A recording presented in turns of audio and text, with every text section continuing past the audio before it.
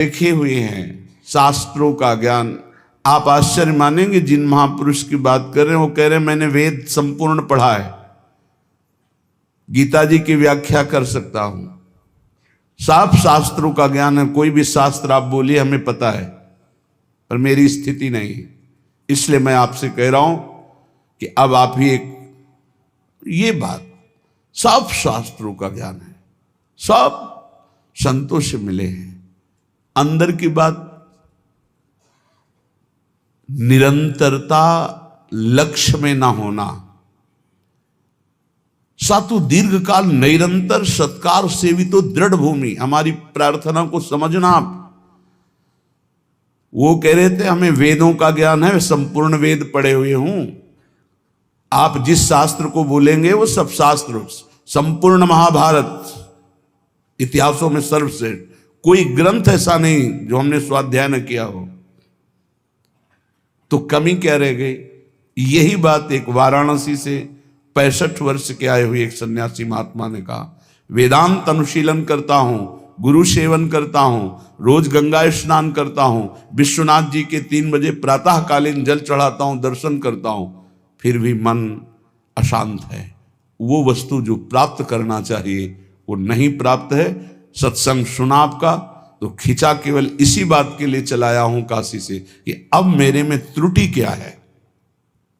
कई महान उत्तम साधना, उत्तम जिज्ञासु, ये कोई साधारण नहीं है, पर आपको सच्ची कहते हैं, गुरु कृपा से जो एक बात बचपन में मिली थी, वो बात, बच्चा भजन करने निकले हो, निरंतर प्रतिश्वास भजन करो। वो बचपन से बात बैठाल दी गुरुदेव भगवान ने, गुरु कृपा ने बैठाल दी। अगर आपका भजन निरंतर सच्चिंतन नहीं हो रहा, चाहे आप जिस मार्ग के हों, हर मार्ग का पहला कर्तव्य है संसार का विस्मरण। किसी भी संप्रदाय के हो, किसी भी मार्ग के हो, किसी भी पंथ के अनुयायी हो, अगर सच्चे मार्ग के पथिक हो, पाखंड की बात नहीं करते, तो सबसे पहला लक्षण है संसार का चिंतन रोकना और सत चिंतन करना। उस सत में आप वाहेगुरु बोलो, ओंकार बोलो, राम बोलो, हरि बोलो, कृष्ण बोलो, राधा बोलो, जो मन भावे, पर पहले असत चिंतन का त्याग करो, सत चिंतन की वृत्ति लाओ। और सच्चिंतन की वृत्ति कैसी? देवर्षि नारद जी कहते, अव्यावृत भजनात्, अखंड स्मृति। इसकी कमी होने के कारण बाहरी सब बढ़िया साधन होने पर भी मन को परमानंद का द्वार खोलना नहीं आया। वो यही है, अंदर है। कल चर्चा की थी कि जैसे एक मकान, उसके अंदर कमरा, कमरे के अंदर भुइंधरा, वहां बैठा हुआ है चिदानंद स्वरूप, वहां प्रवेश करना है। वो दरवाजा गुरु कृपा से प्राप्त मंत्र और नाम के निरंतर चिंतन से प्राप्त हुए ज्ञान से खुलता है। और वो तिजोरी खुली तो माला माल हो जाओगे, और वो बंद रही तो हम आपको कह रहे हैं कि इतना इतना सब कुछ है, लाखों लोग उनकी दंडवत करते हैं, वो दंडवत करने योग्य हैं, पर मन की जो स्थिति चाहिए वो नहीं है। क्यों नहीं? क्योंकि जो मन की स्थिति पहुंचाता है वो नहीं है। वो क्या है? अव्यावृत भजनात्। गोस्वामी जी की, तुलसीदास जी की बात बिल्कुल, आप चाहे जिस मार्ग के पथिक हो, सच्ची बात समझ लीजिए। बारी मथे घृत होए बरु, सिकताते बरु तेल, और बिनु हरि भजन न भवतरी या सिद्धांत अपेल। बिना निरंतर भजन के बात नहीं बननी है। तो यहां कह रहे हैं, करो मन श्यामा जू सो नेहा, रहो तुम बैठे निज गेहा, लगा है दांव ये देहा, न जाने योनि फिर के हा, चतुर जग में बड़ो कहिए। कौन? श्याम श्यामा के रंग रंगिए, ताप तन मन की जो सहिए, सदा श्यामा के गुण गहिए। जगत में जीव हरि प्यारा, सबन का श्याम रखवारा। जिन्हों के रूप रंग न्यारे, बनाए मैं इनकी जाऊं बलिहारे। सबन में दोष गुण मिश्रित, धरे हरि राखी निज आश्रित। विराजय आपो अंतरहित, सबन में दूध में ज्यों घृत। बहुत सुंदर वर्णन। हे मन, तुम कहीं भी हो, भागने की जरूरत नहीं। इसे बहुत अच्छे से समझा जाए। आप कहीं भी विश्व में भागकर चले जाएं, यदि भजन नहीं हो रहा तो आपका मन निर्विकार नहीं होगा, और विकारी है तो आप गंगा में खड़े होकर भी शांति नहीं पाएंगे। करोड़ों गंगा जी इस वृंदावन की रजकण की समानता नहीं कर सकती। गंगा जी भगवान के चरणारविंद का धोवन है, चरणामृत, और स्वयं प्रभु प्रेम स्वरूप प्रियालाल यहां खेलते हैं, तो समानता कैसे हो सकती है? क्या आपको वृंदावन में जो वृंदावन का प्रभाव है अनुभव में आ रहा है? हर समय प्रेम उमगन, हर समय रूप माधुरी की छकन नहीं है। क्यों? क्योंकि नाम जप नहीं। जितना नाम जप करेंगे उतना ही प्रकाश होगा, और वो यहां आप आओ या ना हो। कल किसी साधक ने प्रश्न किया, जब मैं वृंदावन वास की बात सोचता हूं तो मेरा भाव कम हो जाता है, क्योंकि मेरी क्षमता नहीं कि मैं यहां के गुण दोषों से अपने मन को बचा पाऊं। जब मैं दोष देखता हूं तो मेरा भाव बिगड़ता है, इसलिए दूर रहकर जब मैं वृंदावन का भाव करता हूं तो बहुत रोना आता है वृंदावन के लिए। तो आपका इस पर क्या आदेश है? वृंदावन के प्रति भाव और चिंतन बने, बस यही खास बात है। रहो दूर, वृंदावन को चिंतवन यह दीप उर्बार, कोटि जन्म के अघतमय काट करे उजियार। और यहां बसकर दूसरों पर दोष दर्शन करके निंदा आदि करोगे तो पतन हो जाएगा। ठीक है, तुम कभी मत आओ, दूर रहो, सत्संग सुनो, वृंदावन का भाव करो। एक दिन ऐसा आएगा कि रोकर भाग कर आओगे, तब तुम्हें वृंदावन अपने प्रभाव से प्रभावित करके चिदानंद दृष्टि देगा। खूब पहले भजन करो। ये कोई साधन भूमि नहीं है, ये सिद्ध भूमि है, ये प्रेम भूमि है। यदि आपका भाव बिगड़ता हो तो हम कह रहे भाव बनाओ। भावोत्सवेन भजताम रस कामधेनुम, जैसे बने वैसे भाव बनाओ। और अगर ये भाव बन जाए कि वृंदावन के बिना हम जी नहीं सकते, तब तो हो गया। फिर क्या है? फिर कोई जरूरत नहीं। बिल्कुल बिल्कुल आप समझ लो, कोई जरूरत नहीं किसी साधन की। सब इसी भाव से ऐसे दिव्य साधन होते रहेंगे जो कोई अहंकारी कर ही नहीं सकता साधन। करो मन श्यामाजू सो नेहा, बस एक बात मान लो, हमारे माई श्यामाजू को राज मान लो, फिर आप जान जाओगे और देख लोगे इस मंत्र का क्या प्रभाव है। ये सब एक एक अक्षर मंत्र है। श्याम श्यामा प्रगट प्रगट अक्षर निकट प्रगट रस स्रवत अति मधुर बानी। ये हम जो चिल्लाते हैं ना, हमारे माई श्यामाजू को राज, ये कोई साधारण बात नहीं। देख लेना आप, इसका प्रभाव देख लेना। तुम अपने घर में रहकर ही प्राप्त कर सकते हो। तुम्हारी सामर्थ्य नहीं कि आप हर महीने 2 महीने में वृंदावन आओ। जब आपको भगवान कृपा करे, महारानी जो करुणा करे, तब आ जाओ। वृंदावन आना कोई खिलवाड़ समझते हो? अत्यंत कृपा जब होती है, जिनको वृंदा विपिन है कृपा तिन्हीं की हो, तब वहां यहां आना, यहां दर्शन करना, यहां रहना हो सकता है। आओगे तो जो पाप ऐसा है वो जलाने लगेगा। कोई विरला ऐसा है जो श्रीधाम वृंदावन में निर्दोष दृष्टि करके भगवत भाव में डूबता है। नहीं, ये राजधानी है, यहां सैनिक नहीं, यहां सुभट है, सेनापति यहां है। यह सर्वत्र काम प्रहार करता है, लेकिन यहां स्वयं काम मौजूद है। क्रोध यहाँ मौजूद। ये जैसे राष्ट्रपति भवन की विशेष सुरक्षा, ऐसे ही ये सब भगवत पार्षद है। काम क्रोध लोभ मोह मद मत्सर, इनका घेरा लगा हुआ है। ऐसे प्रवेश थोड़ी होता है चिदानंद वृंदावन धाम में। इन पर पूर्ण विजय प्राप्त वो श्यामाजू के गोरे चरणारविंद की ठसक से होती है। परम शीतल आश्रयामी, जब इन चरणों का आश्रय लेते इतनी शीतलता होती, काम आदि का कोई भी प्रभाव नहीं पड़ता। साधना करके भी इनको निष्प्रभावित नहीं कर पाया गया, और गोरे चरणारविंद की ठसक आते ही ये तिनके के समान हो गए। जो त्रिभुवन विजेता काम क्रोध लोभ है, ये तिनके के समान हो गए।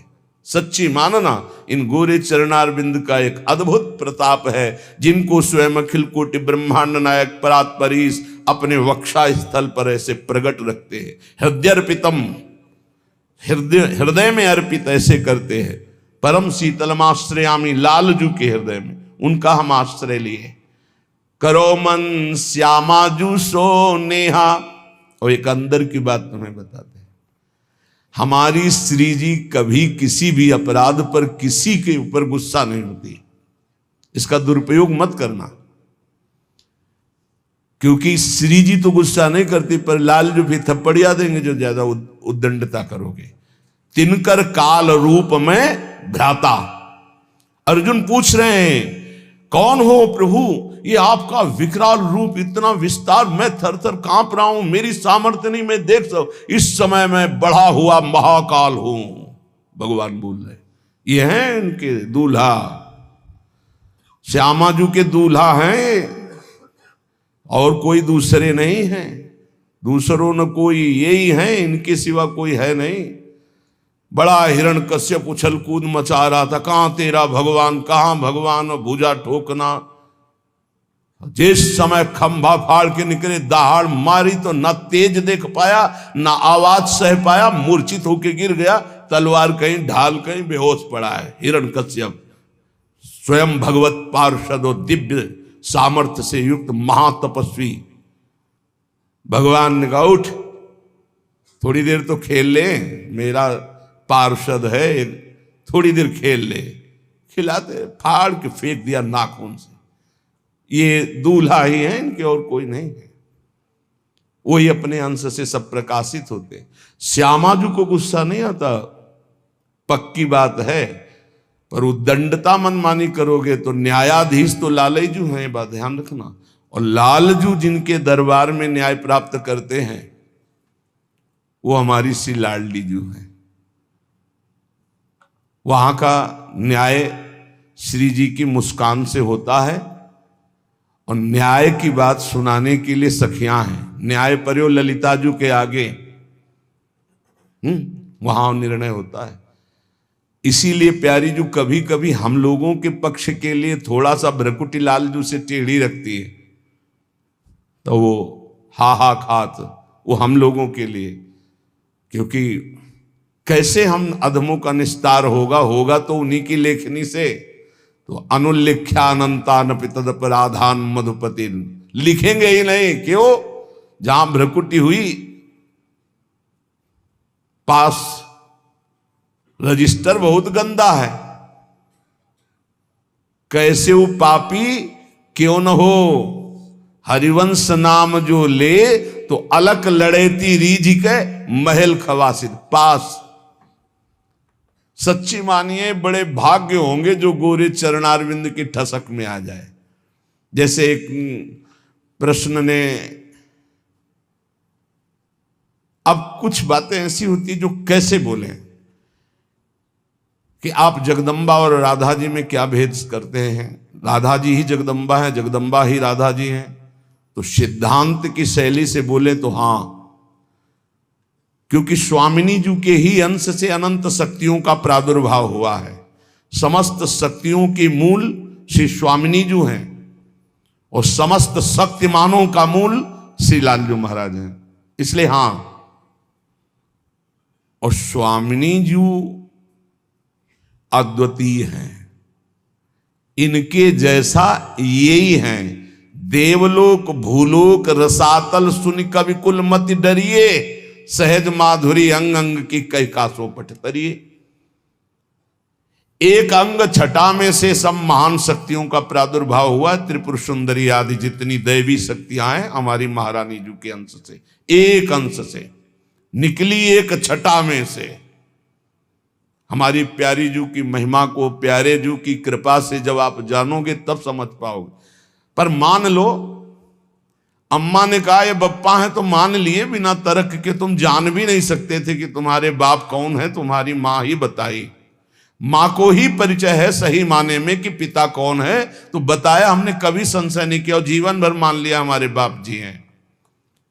ऐसे गुरु हमारी माँ है, तो हमारे असली जनक कौन है ये गुरुदेव रूपी मां बताती है। तो मान लो, उसमें तर्क मत करो। मंत्र मूलम गुरु वाक्यम, ये तेरा मेरा मत करो, नहीं समझ पाओगे।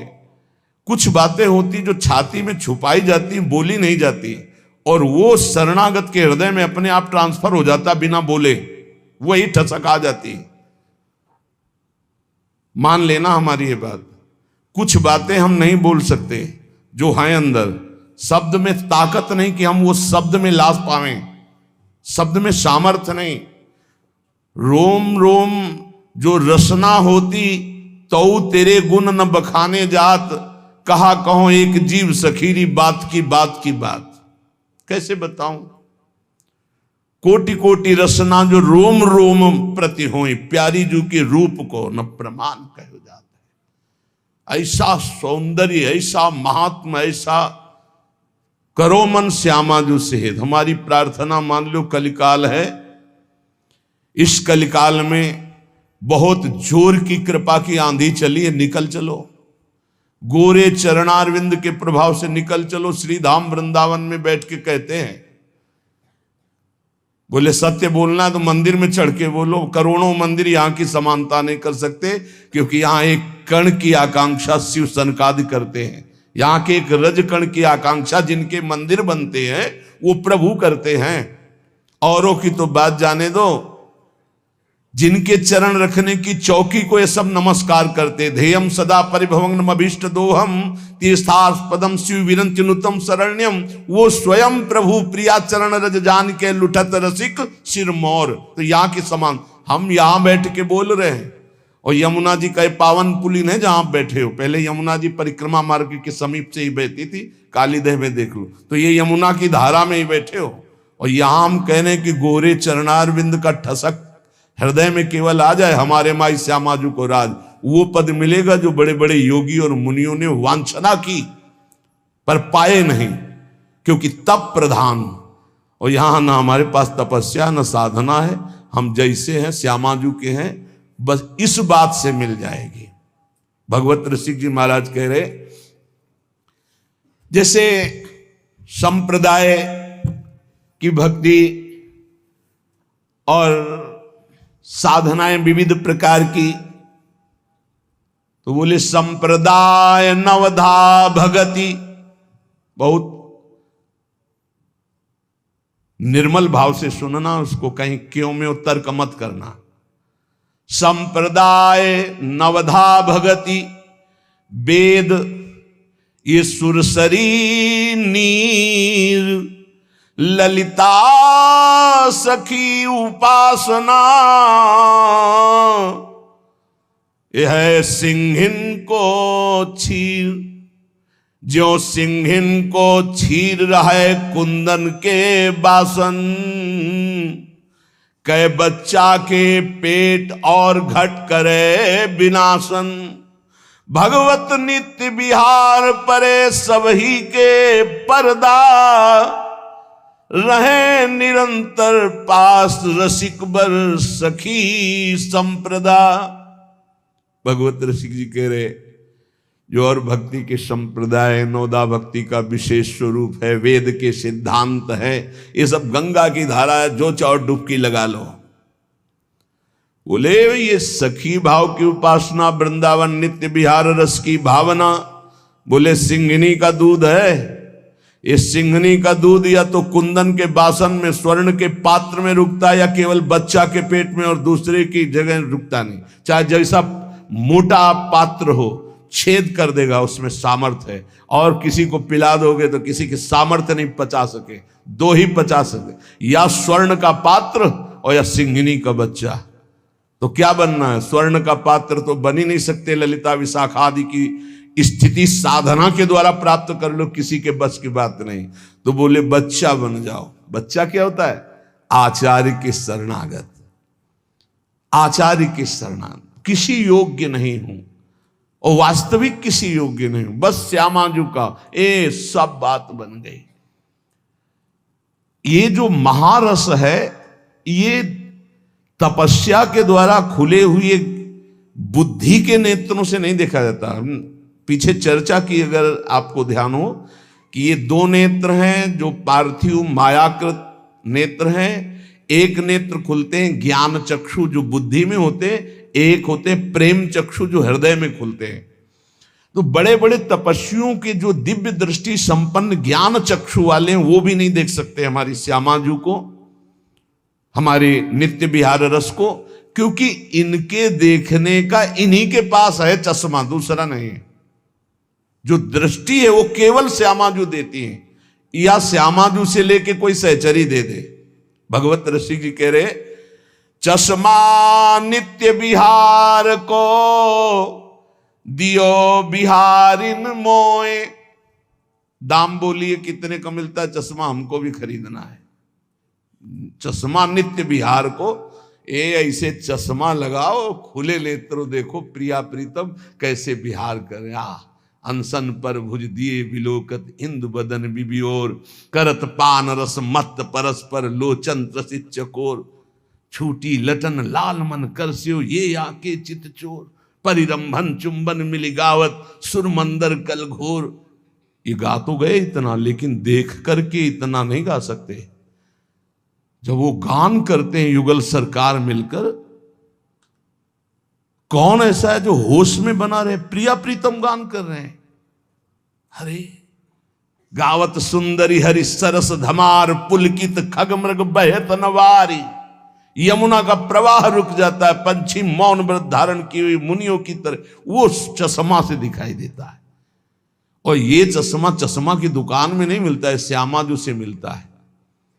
और श्यामाजू से जो चश्मा लेने की भेंट है वो रसिक जन लेते हैं, और रसिक जन जो भेंट लेते हैं वो अनन्यता होती है। वो अनन्यता का स्वरूप है हमारे माई श्यामाजू को राज। एक दिन बोला था कि निकुंज जाने का पास है, आपके पास है, तो सबको बताया था कि क्या पास है? ये ठसक है हमारे माई श्यामाजू को राज, यही पास है, इसी पास में चश्मा मिल जाएगा। पर नीचे वाली पंक्ति में देखना है, जाके अधीन सदाई सावरो या ब्रज को सिरताज, ये तो हमारी श्यामाजू की महिमा की बात। लेकिन जिस प्रकार अनन्यता चाहिए उपासक में, इसके नीचे जो लिखा है, यह जोरी अविचल वृंदावन नाही नान सुकाज। ये शर्त है कि लुभायमान प्रकृति, लुभायमान दिव्यताएं आपके सामने आएंगी, आपको स्वीकार नहीं करना श्यामाजू की चरणारविंद के सिवा, तब ये चश्मा मिलता है नित्य विहार का। कहां लगता है? पार्थिव नेत्रों में पार्थिव चश्मा लगता है, और दिव्य नेत्रों में दिव्य चश्मा लगता है। तो मानस नेत्रों में चश्मा प्रिया जो लगा दिए अपने नित्य विहार, अब दिखाई देने लगा दिव्य रूप वृंदावन का, दिव्य रूप प्रिया प्रीतम का, दिव्य दिव्य लीलाएं। तो बोले चश्मा नित्य विहार को दियो बिहारिन मोही, भई प्रीति प्रतीति उर अंतरलीन हो जो ही। पक्का विश्वास हो गया मुझे, जे ही चश्मा लगा और देखा, पक्का विश्वास, यही दिव्य वृंदावन है, यही प्रिया प्रीतम विराजमान, यही दिव्य रसकेली हो रही है। अंतर में चश्मा लगते ही अब आंख खोलो तो वही दिखाई दे रहा है, आंख बंद करो तो वही दिखाई दे रहा है। अंतरलीनो जोई निरंतर निज धन पायो, ये हमारा निज धन है, इसके हम अधिकारी हैं। पक्का समझो, अपने बाप की संपत्ति का मूर्ख बेटा भी सरकारी ढंग से भी, कानूनी तौर तरीके से वो अधिकारी हो जाता है। लेकिन पड़ोसी का बहुत लड़का विद्वान हो तो भी नहीं होगा, अपना लड़का हो जाता है। जिस समय कोई हृदय से प्रभु को अपना मानता है, वो तो बहुत पहले से कह रहे हैं ममैवांशु, भूल मिटा दो। यही भूल मिटाने के लिए सत्संग है, यही भूल मिटाने के लिए शास्त्र है, यही भूल मिटाने के लिए संत महात्मा गुरुजन भ्रमण करते हुए जगत को अपनी वाणी के द्वारा पावन करते हैं। यहां प्रभु के सिवा कोई नहीं है। जितने नाम रूप हैं सब मायाकृत हैं, जादू का तमाशा है, इनमें सत्य चैतन्यता केवल मेरे प्रभु हैं। ये पक्की बात समझ लो।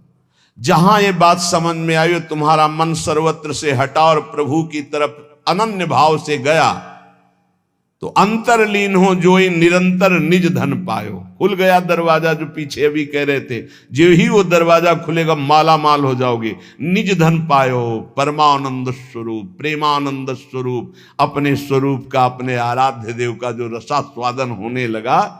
सुख नारद रस रीति प्रगट परिपूर्ण ससमा, प्रेम पयूष न श्रवय भाव रूपी बिनु चश्मा। श्री सुखदेव जी, श्री नारद जी, श्री सनत कुमार आदि और वेद शास्त्र, इन सब में जिनकी महिमा नेति नेति कह कह गायन की है, गायन की गई है, उसी को भगवत रसिक जी कहते हैं, श्यामाजू ने हमें प्रेम दृष्टि दी तो हम उसे देख रहे हैं, उसका स्वाद ले रहे हैं। विशुद्ध भाव दृष्टि प्रियाजू की कृपा से प्राप्त होती है, और ये कृपा रसिकों से मिलती है। कहो कृपा उपजे के भांति, तो रसिकन संग फिरो दिन राती। और रसिकों की कृपा से श्यामाजू की अनन्यता आती है, और अनन्यता से ये दृष्टि प्राप्त होती है। और जब ये दृष्टि प्राप्त होती है तो घर बैठे नित्य विहार रस देखो हजारों किलोमीटर दूर से।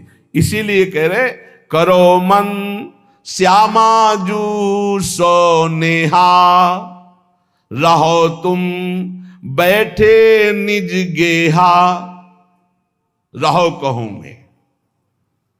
बात ये समझ लो, कहीं भी रहो, कोई पकड़े ना ही पला, कोई पल्लू नहीं पकड़ सकता तुम्हारा, कोई अपमान नहीं कर सकता। ध्यान रखना, गृह कानन में रहो कहूं भी, तुम्हारी रुचि, चाहे कानन वृंदावन में रहो या किसी और वन में रहो या अपने घर में रहो, गृह कानन में रहो कहूं भी, कोई पकड़े ना ही पला।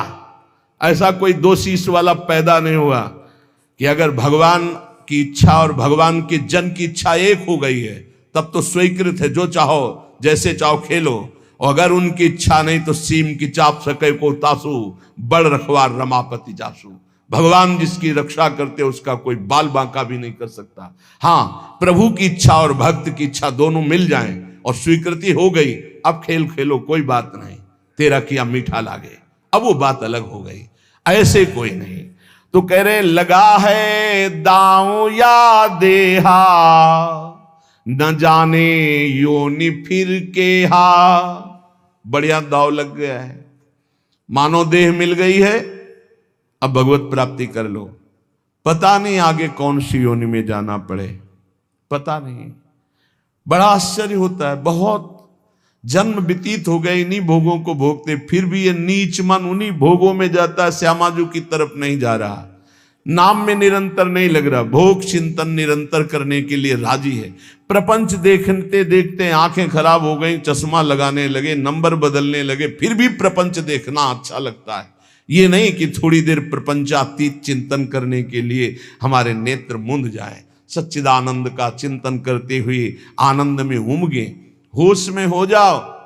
ये मानव देह ही ऐसी है जिसमें आप अपना कल्याण कर सकते हैं, सुख सामग्री एकत्रित कर सकते हैं। नाम जप, ठाकुर सेवा, संत सेवा, गौ सेवा, चराचर जगत की सेवा की भावना, परहित सरिस धर्म नहीं भाई, ये इकट्ठा करने आए हो, भगवत प्राप्ति करने आए हो, तो यहाँ पाप इकट्ठा कर रहा है। मन कितना नीच है, भोग चिंतन कर रहा है, दूसरों को दुख दे रहा है, छलिया दूसरों के साथ छल कर रहा है। तो कह रहे ना जाने योनि फिर केहा, कौन सी योनि मिलेगी पता नहीं।